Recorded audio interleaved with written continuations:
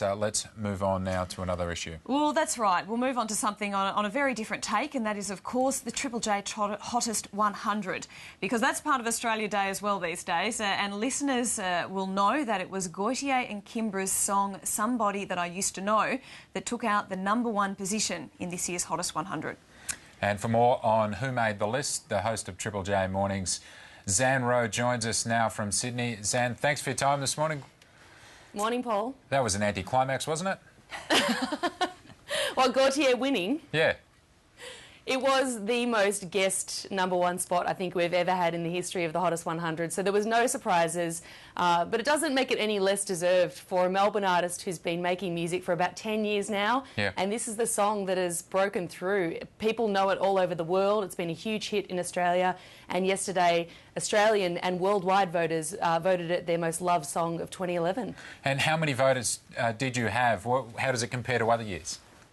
It's always going up. Every year we break a new record, and this year was no different. Almost 1.4 million individual votes were cast for the Hottest 100. About 150,000 voters who could vote for up to 10 songs, and up about 9% from last year. So people voting not only in Australia but all over the world. I think there was 144 countries represented in this year's poll for the Hottest 100.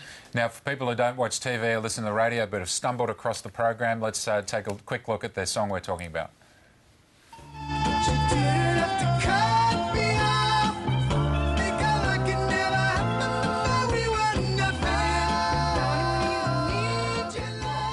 It is a very good song. Tell us about the #2, Zan, because that one was a surprise. It was a bit of a surprise, actually. When I saw the list, I was like, oh, yeah, that song. And it's because it's an album that was just released a couple of months ago. The Black Keys, another band who have been around for about 10 years, but have really just broken through in terms of mainstream popularity in the last couple of years, got the #2 spot for their big single, Lonely Boy.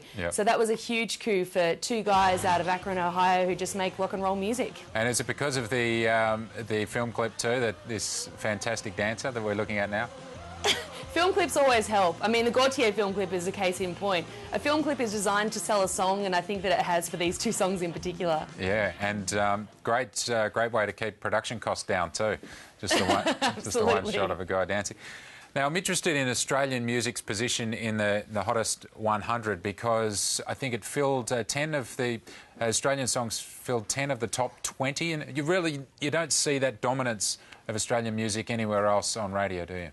It's incredible, and I mean, we obviously play a lot of Australian music. Around 40 to 50% per year is part of the Triple J playlist, but our audience shows us how much they love Australian music as well, and 7 out of the top 10 of the Hottest 100 songs were from Australian artists, from Perth, from Adelaide, from Melbourne and Sydney, all represented across the country with a whole lot of love from Australian artists. I think there was 44 out of the 100 that were Australian, and big names like Boy and Bear, who got multiple songs in, as well as 360, a Melbourne MC, and Hilltop Hoods, who got in at #10. They haven't even released a record yet, but they've just released a single a couple of months ago, and they scored the #10 posse with that. So a big love for Australian music again, of course the #1 song being Australian, and we're just so chuffed when we see it every year that we love Australian music, and obviously our audience absolutely loves Australian music and votes for it every year as well. Well, we enjoyed it once again, Zan Rowe, and thanks for your time this morning. It's always good to get a look at the top songs out there. A pleasure. Thanks, Paul.